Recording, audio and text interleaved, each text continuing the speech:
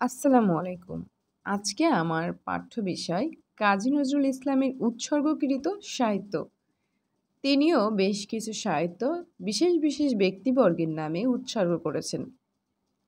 তার সঞ্চিতা কাব্যটি তিনি রবীন্দ্রনাথ ঠাকুরকে উৎসর্গ করেছেন। সঞ্চিতা কাব্যটি রবীন্দ্রনাথ ঠাকুরকে উৎসর্গ করেছেন। তার অগ্নিবীণা কাব্যটি বিপ্লবী বারীন্দ্র কুমার ঘোষকে উৎসর্গ করেছেন।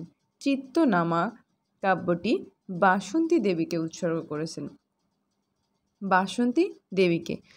সর্বহারা কাব্যটি বিরজা সুন্দরী দেবীকে উৎসর্গ করেছেন। ছায়ানট কাব্যটি মুজাফফর ও কুতুবউদ্দিন আহমদকে উৎসর্গ করেছেন।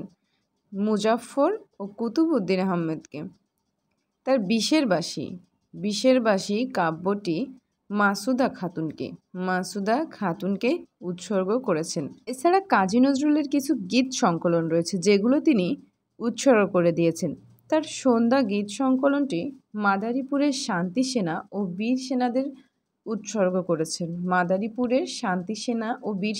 নামে বুলবুল গীত সংকলনটি উৎসর্গ করেছেন দিলীপ কুমার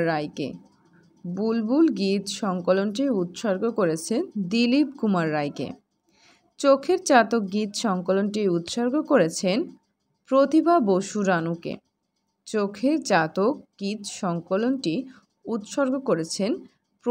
বসু রানুকে।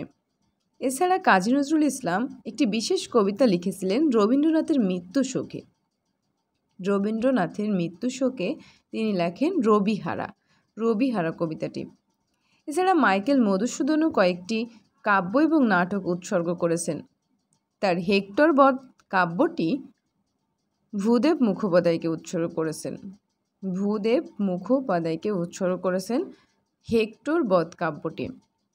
তিলোত্তমা সম্ভব কাব্যটি মাইকেল মধুসূদন দত্ত যতীন্দ্রমোহন বাগচিকে উৎসর্গ করেছেন। মাইকেল মধুসূদনের একটি জনপ্রিয় নাটক কৃষ্ণকুমারী, যেটি তিনি কেশব বাবুকে উৎসর্গ করেছেন।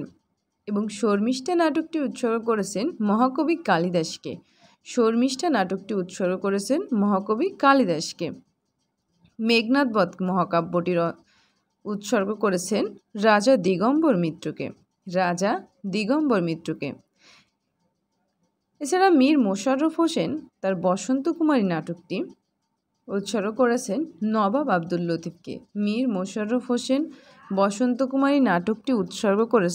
নবাব আব্দুল লতিফকে। আমার ভিডিওর মাঝে কোনো ভুল ত্রুটি থাকলে অবশ্যই ক্ষমা সুন্দর দৃষ্টিতে দেখবেন। আমি কোনো টিচার নই, আমি আপনাদের মতো স্টুডেন্ট।